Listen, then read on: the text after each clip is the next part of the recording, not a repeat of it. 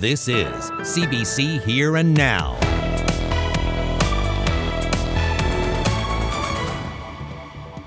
A striking sight. Pieces of the Titan submersible lifted from the bottom of the North Atlantic returned to St. John's.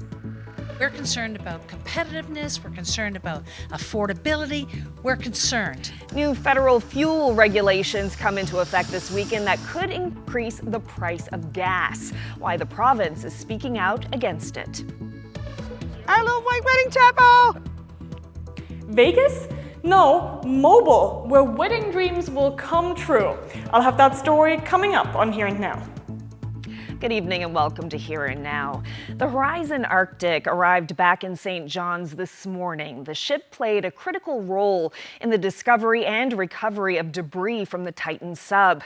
That wreckage will be key in investigations into the deadly implosion that killed 5 people. Here and Now's Heather Gillis brings us this report. Just after 7:30 this morning, the Horizon Arctic cruised through the Narrows in St. John's. Aboard, what remains of the Titan sub. This morning was a grim homecoming for the vessel, which suffered a catastrophic implosion during an expedition to the Titanic 10 days ago. A crane spent about an hour lifting pieces of the Titan off the Horizon Arctic, pulling out what was Titan's nose, with its porthole clearly visible. A shredded side panel from the hull, now shrouded in a tarp and duct tape, the OceanGate logo obscured from view. Another large piece of the sub, with tangled wires and internal workings, was also taken off the ship. A metal frame, rings, and 3 packages of smaller debris also recovered. Then all covered with blue tarp and secured onto 2 flatbed trucks. The Transportation Safety Board was dockside, overseeing it all. They won't say what will happen to the wreckage next or where it will go. What's going to happen now is they're going to make educated guesses on what may have happened. Marc-André Poisson is a retired Transportation Safety Board Director of Marine Investigations. He says investigators are now gathering facts and will start creating a sequence of events, trying to put the wreckage back together like a puzzle. You bring everything to a hangar and you try to reposition how the parts were before it failed. He says they'll also test parts of the sub in a lab, test theories about why it failed. And should the wreck be taken to the U.S., he says Canada can be present for testing. They could ask to be present when the tests are being done. I mean, there's international agreements, and the U.S. and Canada work very well, either NTSB or the U.S. Coast Guard. There's a very good relationship between TSB. So they may be present and extracting their own information, or they may wait for the U.S. report.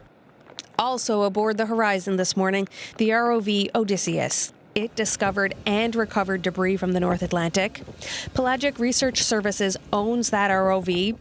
It says it was rigged for rescue when it arrived at Titan's last known location. But rather than finding survivors, the ROV found 2 debris fields. It's the only vehicle that's been to the wreck site and has mapped and documented the area. That ROV has made 4 dives to the Titan wreck site and has recovered now what will be key pieces in investigations to come. Heather Gillis, CBC News, St. John's. To the West Coast now, police in Rocky Harbor say a body has been found on a beach in Cow Head. The person was found yesterday on the Shallow Bay beach. According to police, the deceased is from out of the province and may have been diving in the area. So far, they say there is no evidence of foul play.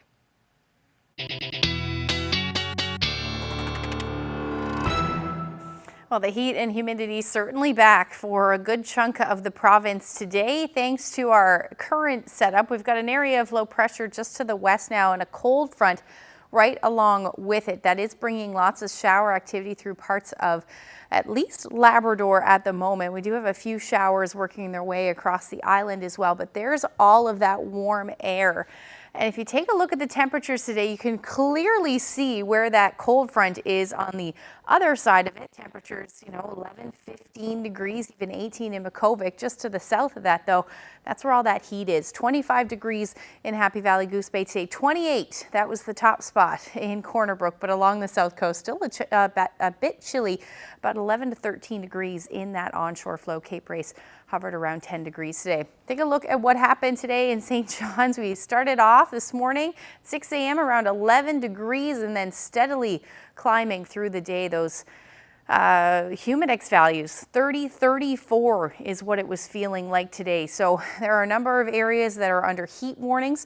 We've got from Corner Brook through the interior through to Bonavista North under that heat warning for tonight and through parts of tomorrow. We'll talk about it when I come back. Thanks, Ashley. Nurses are negotiating a contract with the provincial government, and the nurses union president says they may be close to a deal. But Yvette Coffey says a negotiated contract won't solve the problems in the system.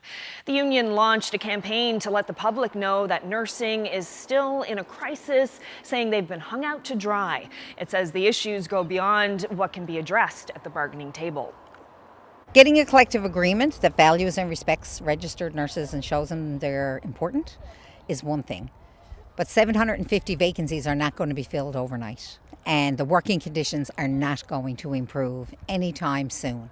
So we need to keep talking about the horrendous workplace conditions, the violence in healthcare, the mandated overtime, the use of agency nurses, which is not going away anytime soon. Some community groups in Stephenville are missing out, and it's all because the sale of the local airport is taking longer than expected. Here Now's Colleen Connors explains why money is going to the airport instead of funding local events. Rainbow crosswalks cover this busy intersection in the center of town. The Bay St. George Pride Committee is about to celebrate 10 years in Stephenville this September, but their $4,000 request for funding from the town was denied. It's disappointing, to say the least. The planning committee relies heavily on grant money from the town and will now have to ask businesses for donations. It's disappointing that we are probably going to have to ask people that have already spent their budget, and so they may have to dig a little deeper to help us, and we very much appreciate that. But we are reluctant to say that it'll be successful. And we got hit pretty hard. The mayor, Tom Rose, says the town cut community funding because it had to give the airport an unexpected $300,000. It's all because the sale of the airport to a private company is taking longer than expected. We had anticipated that the Diamond deal would be done in a year, but it took 2 years, or almost 2 years. So that was unplanned. The town uses tax dollars to keep the lights on at the airport. Those contributions stop once the sale to Ottawa-based businessman Carl Diamond is complete. The details of that acquisition are before lawyers. Bay St. George Pride is not the only group to lose money. The Friendly Invasion tourism event usually gets $20,000, but council couldn't guarantee that much, so the festival was cancelled this year. Rose says once the airport is sold, there will be enough money for the groups for next year. It's only for this year, based on our projections on revenue and expenses. The Bay St. George Pride Committee says they will approach the town again and ask for some of the $4,000 they requested. Regardless if they receive any funding from the town of Stephenville or not, members of the Bay St. George Pride Committee tell me that all the events will still go ahead this September, including the large Pride Parade that happens right down here on Main Street. Colleen Connors, CBC News, Stephenville. Well, prepare to pay more. A new carbon tax comes into effect this weekend. The federal government is increasing the tax on gasoline by about 3 cents, but home heating oil will see a much bigger jump. The price will go up 17 cents. The other big change will be rebates. Instead of government pocketing the tax, consumers will get a check. For example, a family of 4 will receive $1,300 a year. But new regulations will also force fuel producers to make fuel cleaner, which could drive up prices even more. Today, provincial politicians raised concerns about these new standards. We're very concerned about the affordability for people in this province. Extremely concerned. We have the carbon tax coming in July 1st, and these clean fuel regulations coming in on top of that. And we know from the parliamentary budget officer, this could cost the people of the province up to 17 cents per litre. 17 cents per litre by 2030. So we're concerned about competitiveness, we're concerned about affordability, we're concerned. And we want to reiterate that today because, of course, July 1st is coming in a few days. And again, the federal government is continuing. After multiple efforts and years of letters from, myself and the minister and the premier, basically falling on deaf ears, the reality is that when people get their car gassed up this coming weekend, they're going to feel it. So a couple messages to that. First one being that when you do this, please, if you have an issue, please contact your MP. Please contact your MP and let them know. This is not a provincial government message. This is not a provincial government program. This is not a provincial government decision that we're making. This is a decision of the federal government. Well, we did ask one of the federal MPs about this. Ahead on Here and Now, Peter Cowan speaks with Seamus O'Regan about changes to the carbon tax. One other news, we're entering peak tourism season in this province, and today 19 businesses and communities received government funding. In total, more than $2 million will go towards improving everything from a cross-country ski club near Goose Bay to walking trails in southern Labrador to an outdoor hockey rink in Rigolette. At today's announcement, the executive director of Battle Harbour talked about how the funding and a paved road has helped grow the historic site in southern Labrador. It's with the COA and the wonderful people that I've had to work with that we've been able to make these improvements, and Battle Harbour is now, it's world class. There's no question, and I'm starting to promote it as the top remote destination in Canada, because it is. Calling all couples. You've heard of people eloping to Sin City to tie the knot. Las Vegas is famous for its Little White Chapel. Well, a new attraction on the southern shore hopes to offer a similar experience right here at home. It's still under construction, but our CBC team swung by for a first look.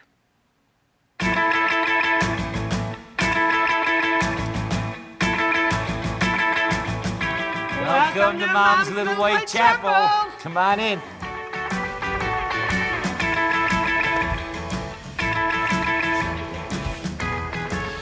This is it. This is our little white wedding chapel, and we're so excited to marry you all here. So I had a call, and she said she was interested in a small, intimate wedding with just her and her fiance. And she wanted to do it at our Airbnb. It went really good. It was fun. Yeah, we love doing it. And then, That night, she woke me up at 4 in the morning. I got an idea. We should have a little white wedding chapel like they got in Vegas, and we should be open all hours, and you could get married anytime. Okay, you got that? Yeah. As soon as I thought Vegas, I said we need to call Dave at SGO Glass, because we need to have like something really cool. There's a chapel, church, you know what I mean? Stained glass. Stained glass, but we didn't want to have holy symbols because we're open to all religions, Yeah, like we're open to anything, right? So we said, no, maybe we'll put Elvis in. It's kind of Vegas-y. Right? Okay, just you got to come back this way. And I'm going to lay this cup down lower now. Yeah. Bob and Brenda, they were always coming up with these unique ideas. And when Brenda called us, she was, I guess, 2 or 3 months ago, and she mentioned she had the Little White Chapel in mind, and she wanted to make it like a Newfoundland. We said, this is such a cool idea.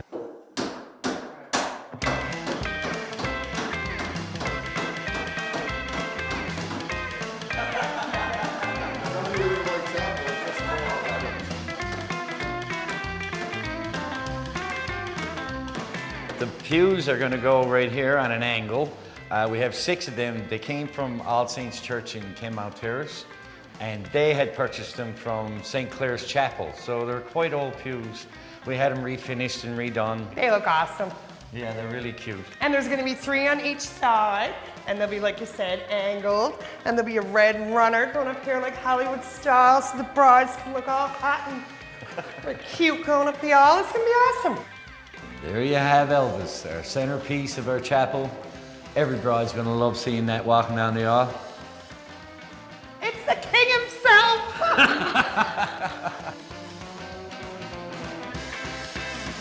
I'm looking forward to seeing all the brides. I cannot wait to see them all, and all the smiles. She loves a wedding day anyway. I love anybody getting married. We go away on a trip.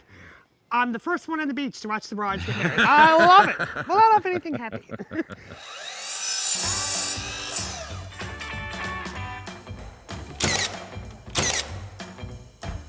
Being the power couple behind this chapel, any marriage advice? Stay happy till you get off the road. Don't go to bed angry. Well, hopefully they'll be that happy by the time they're rolling out of here. They won't be thinking of anything else other than when they're coming back to Mom's place. Yeah, just as long as they book for their anniversary, we're laughing, right? Oh, that's so funny. They do seem like a power couple, and their enthusiasm is contagious. Thank you so much to Henrika Wilhelm and Katie Breen for that story.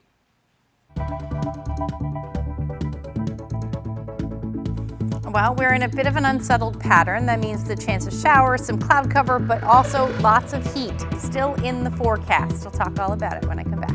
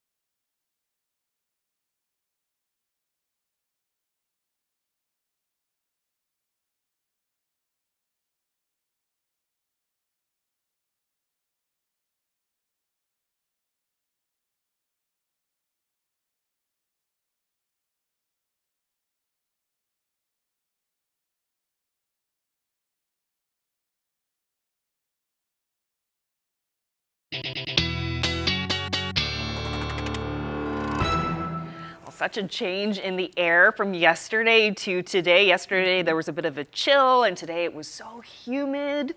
Yeah, nice. 15 degrees warmer today than it was yesterday. That's incredible. That's really big. It is, yeah. Well, 15 degrees right now anyway. I think it's 16 degrees warmer than it was yesterday. But yeah, let's take a look at the temperatures out there. Heat, humidity, definitely the story today. 26 degrees in St. John's. You head towards Cape Race on the Southern Avalon. Very different story, only 10 degrees this afternoon. And then all along the TCH there, 26, 27 degrees. As you head towards Corner Brook, 28. And even Mary's Harbor cracked 27 degrees today. We do have some of that cooler air just north of a cold front, about 15 degrees in Lab City. That was your afternoon high today. So the reason why we're seeing the humidity is the dew points. 19 degrees is what the dew point is right now in St. John. So that's starting to get fairly uncomfortable on the scale there. And as you head towards St. Anthony, same thing, 19.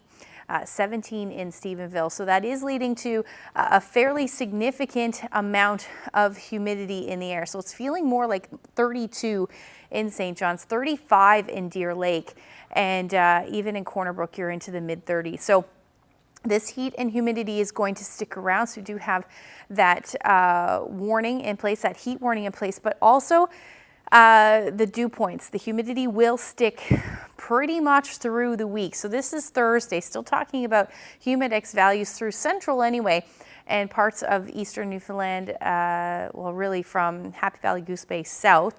We're looking at between 15 and 18 on the dew point scale. So that's, you know, getting sticky or uncomfortable. That continues through Friday, into Saturday, and then even into Sunday, we'll see some of that humidity as well. Now, it is going to start to creep a little bit further north as we head through the weekend, so the humidity will return up across parts of Labrador, but yes, it will feel very humid even as we get into Monday, so even more as we get into Monday, I should say. Here's our area of low pressure along that cold front. Lots of showers associated with that as well, and we're already seeing some of those showers across parts of the island as well. Some breaks in the cloud cover as well, but overall we're seeing those showers. Southwest portion of the island working their way through central and parts of the Avalon as well. So that will generally continue. May even see some of the heavier showers as we move towards the midnight hour. And then the showers that you're seeing through central areas of Labrador will give way to rain and periods of rain as we head through to the overnight and into tomorrow morning as well. So expect that about 10 to 15 millimeters certainly possible. Here's our temperatures for tonight. Across Labrador, coolest will be northwest and along the coast, 4 to 7 degrees. Otherwise, 14 in Happy Valley Goose Bay. Look at the temperatures across the island. These are your overnight lows, anywhere from 15 to 20 degrees overnight, hence that heat warning. I mean, St. John's, we've been struggling to see that as our daytime highs, never mind our overnight lows. So certainly going to feel very warm, not a whole lot of relief. And then as we head through tomorrow, the trend generally clearing for the west, central, and parts of the Avalon as well. The fog along the south coast will eventually retreat to the coast, but you're still going to stay cloudy with that chance of drizzle through the day. Again, likely more in the cloud cover, more in the way of cloud cover, I should say, for the Avalon, but you will see some breaks in the sun, in the clouds, and then the rain will continue across a good chunk of the southwest or southeast rather, for Labrador. Here's your temperatures again tomorrow. 26 to 30 degrees from northern Avalon through to the west coast. Even Twillingate, you should hover around 28 degrees. Along south coast of the island, very different story as you continue to see that onshore flow. So between 12 and 15 degrees through the day. St. Anthony, you should hover around 19, and then towards the strait, a tad cooler as well. Only around 12 degrees.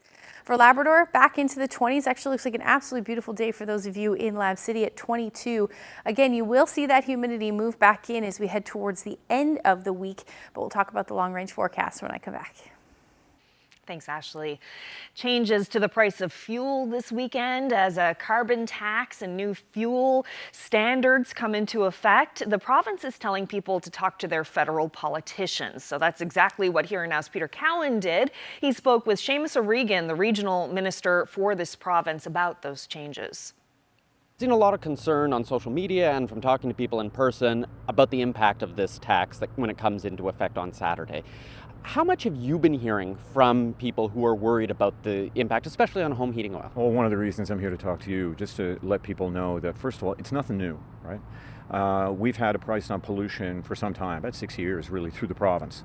And what we came to is an agreement with the province that we would now do the federal program. This is something that, friends and relatives of ours in Ontario and Alberta have been getting for some time. And it means that for a family of four, you'll be getting $1,312, $328 4 times a year, to cover any increase in the price and pollution on a lot of things, right? On a lot of things that we use, but this will more than cover for that. For 8 out of 10 people, you'll be getting more money out of this. I know that sounds kind of counterintuitive, and people are like, well, why tax if you... Because you'll always have that cash. We will always be giving you this cash, $1,312.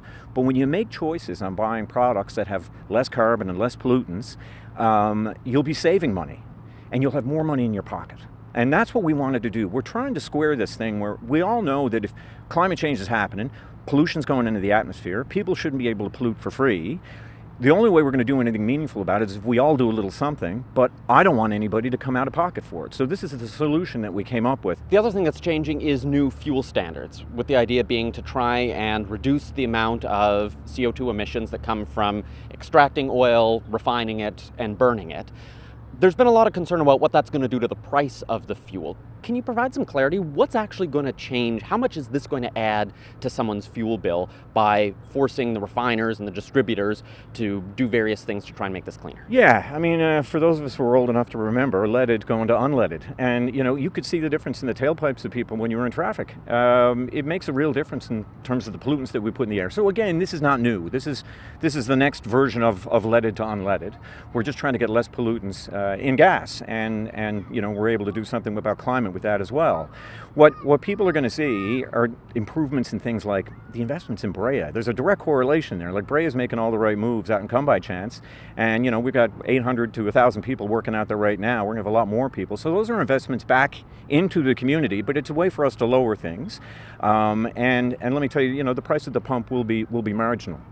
Is this the right time to do it? Because I'm seeing, for example, the province, the finance minister has said, look, we've pleaded with the federal government, don't do this now. These are, increasing the costs at a time where inflation is already high. People are already feeling stretched on things like, just putting food on the table. Is this the right time to really do this? Well, look, I just want to, first of all, the province has been great to work with. And every time we've ever had a difference, whatever, we've always sorted it out. In this instance, the price on pollution has always been there. The province charged it, and they put it into general revenue. It was at roughly 11 cents. It is going up to 14 cents now, but we are more than covering that with the rebate that people are going to be getting at $1,312 a year for a family of four, $328, 4 times a year. And they're going to feel it, but they're going to get it in their bank account directly in July. It's not something you got to apply for or comes out through your income tax. You are going to see it in your bank account come this July. So that money will be in pocket. You're not going to have to wait until like a tax rebate at the end of the year and suffer the costs until then. You will get that money back, and 8 out of 10 families in this province are going to get more money than they would have before. Minister O'Regan, thanks so much for joining us. Thanks, Peter. Appreciate it.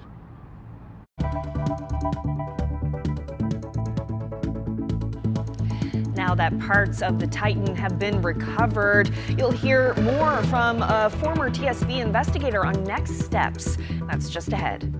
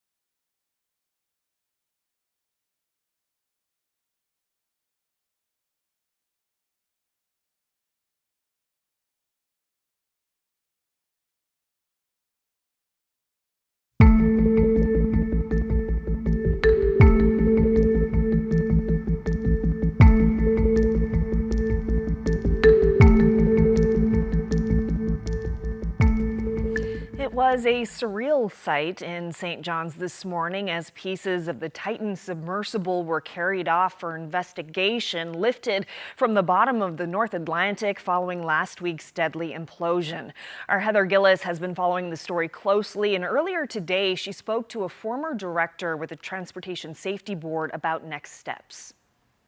Now, given your experience working on major marine investigations in Canada, can you give us some insight about exactly how this investigation is going to be carried out? Yes, well, there's always a head of a lead investigator in this case, and he or she builds a team, often a deputy investigator. So often what you have is a ship's captain, and deputy could be a chief engineer, or the other way around, or it could be a naval architect as well. And then they build their team as they go with lab staff involved. And I mean, the photographer also is a key player in this, because at this stage, I mean, the photography of the ocean bottom and the debris, and as the debris was coming, so there's multiple people, and also a lot of human factors staff involved. So it's quite large. That the team can involve easily 12 to 20 people in the beginning. And we do know that the sub suffered a catastrophic implosion, but how long do you think it'll take for us to find out and get more answers about how and why the implosion happened? Okay, so that's the component, like I said, that it appears to be the U.S. doing. So that's not the investigation in itself, but that component, it depends if the Americans are going to be wanting to share very rapidly and publicly on their own findings. And it depends, but generally speaking, when you have these types, when you've got wreckage and you've got a team working on trying to understand the whole system failure, how the system failed, because it's a system that failed. It's not just the Titan, it's the whole system that failed. Well, between 3 to 6 months, you have some very good ideas, generally, if people are dedicated, but it's not publicly released until generally about 15 months later. Obviously, multiple jurisdictions involved, Canada, the US. I know there are investigations in the UK and France as well. Do you think having multiple countries involved will take longer for us to get answers? No, Canada also is independent. So if it's going to decide on its own, it wouldn't wait, for example, for the U.S. to complete its own investigation to do its own, but it may decide that if it wants to include the Titan structural and it didn't have access to it, then it may wait for the other country that's doing the laboratory tests to get back to them, or they may, as like I said, if they're sending some staff there, they may draw their own conclusion based on what they have received. But it doesn't stop. Often it can be very helpful when you're dealing with other investigation bodies. There's a very good collaboration. There's an organization which I'm the former chair, which is called the Marine Accident International Investigators Forum, and there's a dialogue ongoing between head of investigation bodies, and there's also international convention which Canada has signed on, which provides conditions for collaboration among countries. Well, staying with the sea, a seabird biologist says she's seeing more marine plastics than marine birds out on the open water. And with whales and other wildlife just off our shores, that's a worry. Holly Hogan was a guest on CBC Radio's The Signal today and spoke with host Adam Walsh and call-in guests about the plastic problem. You were at the beach this morning. I was. Yes, I was asked if I happen to have any marine plastic lying around, and I don't usually keep it, so I said I don't, but I bet you, unfortunately, I could come up with a bunch for you in a half hour or less, and I did. What did you get? There were some of these artificial flowers that were also in there, and I picked it up, and I wanted to make a note of it because the fact of the matter is, like I can imagine somebody maybe spread some ashes and threw some flowers out on the ocean. So we have all kinds of bits of plastic food wrap, and these things that are used to bind packages, lots of that, and polystyrene foam. There's a piece there. Yeah, of course, plastic forks, a Dairy Queen spoon, several Tim Hortons things, which and a bread bag, and some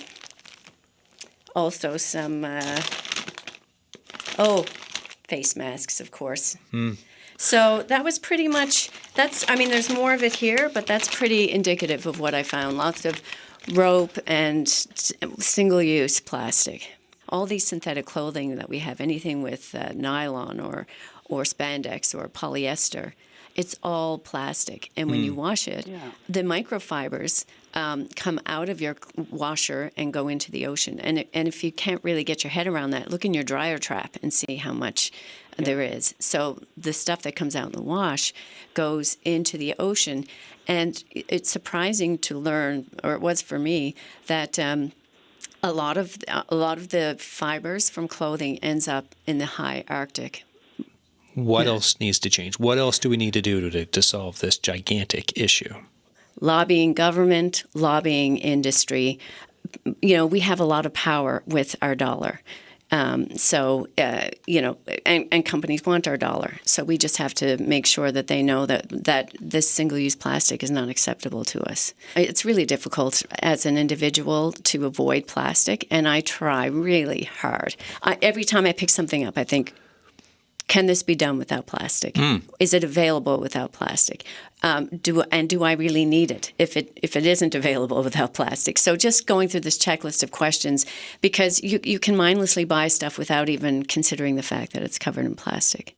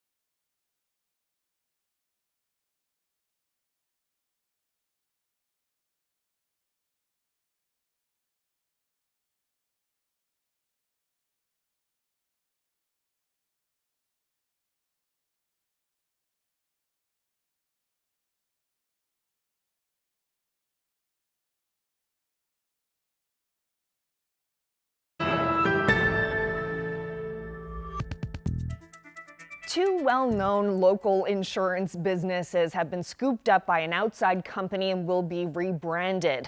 Johnson Insurance and Anthony Insurance have a combined history of 200 years in this province, but soon they'll both be renamed Bel Air Direct. Joining me now is John Thompson, Deputy Senior Vice President of Bel Air Direct. Thank you so much for being here.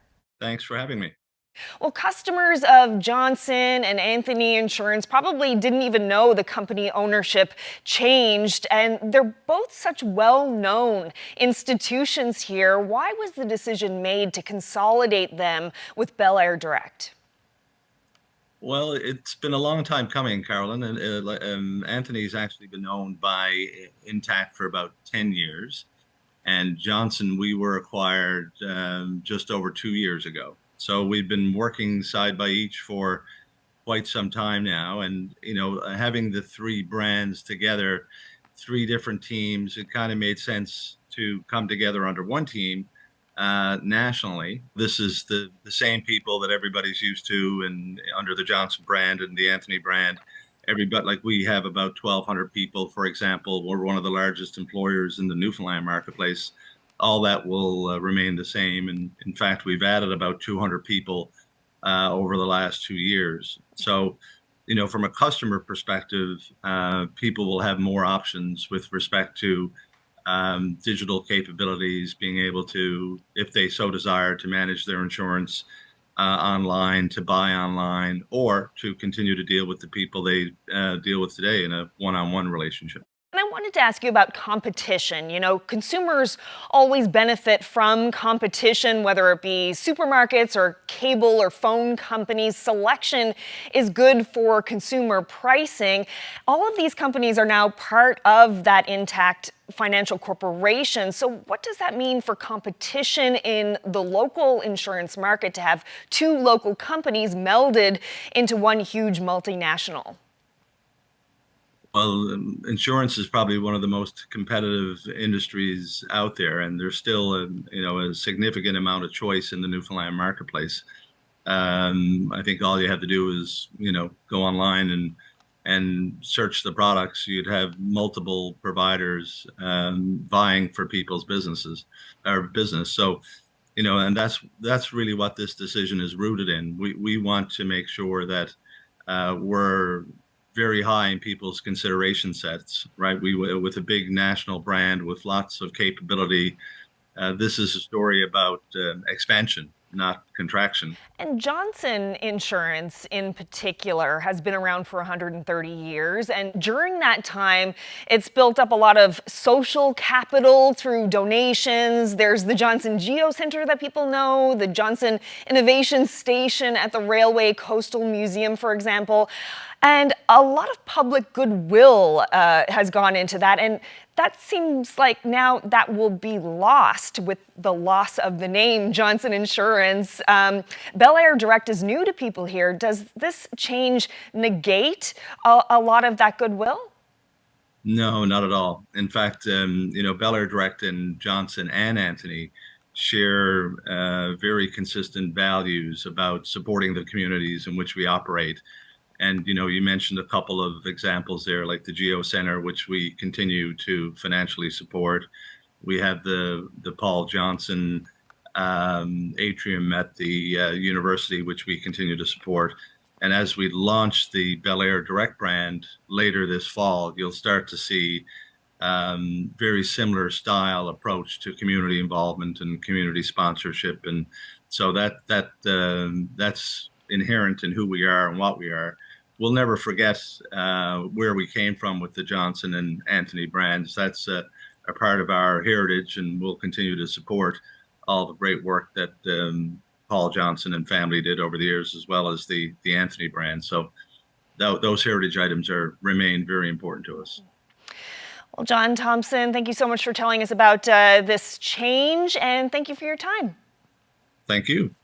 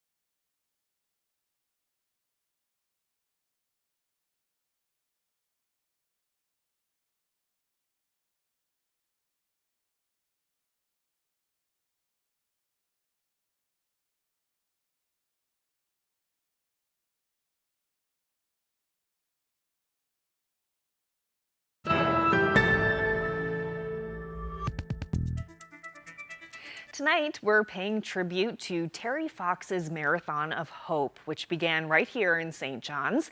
The Canadian athlete and activist for cancer research died on this day in 1981 at just 22 years old. More than 4 decades on, Canada remains fiercely proud of Fox and his legacy.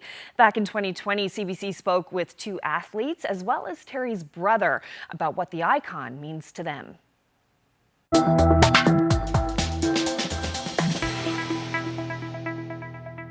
My name is Marissa Papakonstantinou. I'm a first-time Paralympian in track and field for the 100 and 200 meter sprint.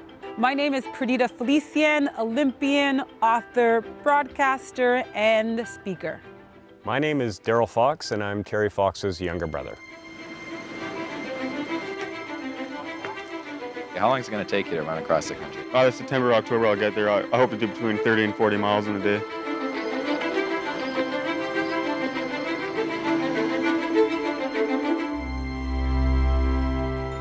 The moment I realized Terry had captured the imagination of Canadians is actually the very first day I arrived, May 31st, 1980. I had witnessed Terry run over 3,000 miles preparing for the Marathon of Hope, and I could see by his commitment and his determination that I felt, even at the age of 17, he was fulfilling a dream. I don't remember a time where Terry Fox was not a part of my memory, part of our fabric as Canadians. I had gone through my 1.5 years of chemotherapy, the hardest time of my life, when I might have died, but I lived, knowing that these people are still there. There's people in the bed right now. And I decided I would try and help out those people by raising money and maybe being a motivator for them by doing what I'm doing. That's who he is, and he fought the good fight, and he continues to fight the good fight, even though he's no longer with us. People tell me to quit. I look at it, if you got a heart and a mind and you're happy, then why change what you're doing? I feel connected to Terry because he was the very first individual that I saw that also happened to be an amputee that really demonstrated power and resilience. I feel that losing my leg has not hindered my life. It's helped me. I'm happier than before. I find things more rewarding than before. As a young girl growing up with a disability, that was huge for my confidence. Lane 7 for candidate to Marissa Papakonstantinou. And being able to adapt to any situation that came my way. Papakonstantinou in 3rd. I always say to people on the street, you could take my other leg away, and I'd probably be even tougher than I am right now with one. He was an athlete, and I think sometimes that's lost in his story. To even start an ambition like the Marathon of Hope and to run a marathon every single day for thousands and thousands of kilometers, you'd have to, have the mind of an athlete. And so I feel connected to him in that way. The part of Terry that my family and I carry with us every day is that life is short. Do not take it for granted. Terry said that he made a mistake in the 18 years before he was diagnosed with cancer, that he was very self-centered. That cancer awakened him to the concept of giving back and helping others. There are 25 million people who live in Canada. Don't tell me that we can't raise $25 million from the public of Canada. See, I gotta set my goals high, because I believe in miracles, and I have to. Thank you. What I learned from Terry was that disability did not mean inability. And just because I had a different challenge growing up than my peers did not mean that I wasn't able to achieve anything I set my mind to. What I learned from Terry was anything is possible if you try, which were Terry's actual words. He said before he started the Marathon of Hope, I want to try the impossible to show that it can be done. And that's exactly what Terry did, in my mind, in 1980. He proved to us all that the limitations we have are self-imposed, and we can do anything if we set our mind and heart towards a goal. I'm stubborn and competitive. I'm not a quitter. I don't like to lose. I don't like people feeling sorry for me. I don't like pity. And I wanted to show these other people what I could do. Sometimes we think that we have to be, a millionaire or a politician to make change, to make things happen. But here was Terry Fox, an ordinary Canadian kid who said that I'm not going to wait for somebody else to tackle cancer. I'm going to fight it myself. Each one of us can make change. We can make a difference. Whatever the causes are, if we start locally, if we start in our own backyards, we might not know where these changes will take us. They might not be as big as the Marathon of Hope, but I don't think that matters. Just pick up something, be passionate about it, and fight for that cause, whatever it is. I believe Terry's legacy is very much alive and very vibrant. I like Terry. It's hard to believe we're now 40 years removed from the Marathon of Hope, but it's as if it was last week that Terry was running, because Canadians, Terry Foxers, from east to west, from north to south, are continuing what he started in 1980, and we will not rest until his dream of eradicating cancer once and for all is eliminated.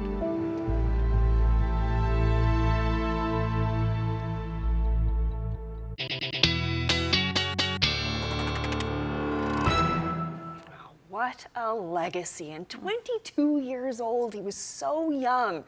Just absolutely incredible.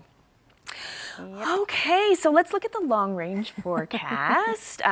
This heat is going to be staying with us for a while. For a couple days, yeah, right through the weekend. We're going to see the heat and humidity.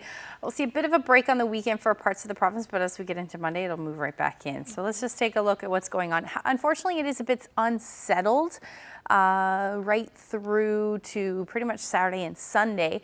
By the time we get into Friday evening, likely some cloud cover, a few peaks of sun in the mix out there, but along the south coast of the island, same. You're looking at onshore flow, chance of drizzle or showers, and then eventually the fog that will creep inland through the overnight will retreat back to the coast as we head into the afternoon hours. Still looking at the chance of showers along southeastern portions of Labrador, and maybe even a few rumbles of thunder for the northern peninsula as we head through the afternoon on Friday. Otherwise, some clearing up across the big land through the day. Now we're looking at temperatures still quite warm, 22 to 24 or 26 degrees through parts of central. Again, along the south coast, staying in that cooler air. Marystown, you should hover around 20 degrees.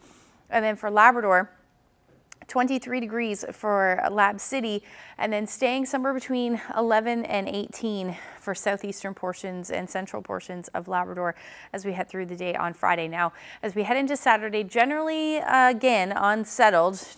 Better chance of showers, though, across the northern peninsula, west coast, south coast. Likely still gray, though, for central and eastern Newfoundland through the afternoon on Saturday. Again, the southern half, essentially, of Labrador will see that chance of showers as well. Towards the north, though, you're looking at that sunshine temperatures around 22 degrees for Nain. So back into the 20s pretty much across the board, except along the strait. Again, that's because you're in onshore flow. And then northern peninsula, you'll hover around 18 degrees. Temperatures from the west coast through to eastern Newfoundland should hover somewhere between 20 and 25 degrees. And then pretty much status quo along the south coast of the island. Teens, further inland, temperatures should reach the 20s for your Saturday. Now, the long-range forecast, still cloudy. Weekend dry, but cloudy Saturday and Sunday, and even into Monday. More cloud cover, though. You're still going to probably see some peaks of sun through Saturday and Sunday, although the cloud will be most numerous. Temperatures will sit somewhere between 23 and 24 degrees through the weekend, and again, that humidity sticking around as well. Now for central Newfoundland, showers by the time we get into Monday, but a pretty lovely weekend before that, 24, 25 degrees. And then for western Newfoundland, generally gray with the chance of showers. Few peaks of sun certainly possible by the time we get into Sunday. Temperature around 22. Long range forecast for eastern Labrador looking pretty nice, 23 to 25 degrees with lots of sunshine. However, a bit of shower activity expected in the west. Good news, though, with the fires, but you are looking at your temperatures between 20 to 23 degrees. Overnight lows still well into the teens. This shot is the sunrise in Corner Brook. Bev Park shared this great shot with us, and if you have any weather photos, isn't it nice? Yeah. You can send them to Facebook, Twitter, or email them to nlphotos@cbc.ca. Oh, it's a great shot. Thank you so much, Bev. And seeing as we're talking about numbers, I just want to mention one little tidbit that you picked up on as we were watching that Terry Fox video. He mentions 25 million people in Canada, and Ashley, you picked up on that. 40 million people in Canada right now, so I just thought that was kind of interesting. All right, well, that's it for us. Have a great night. Good night.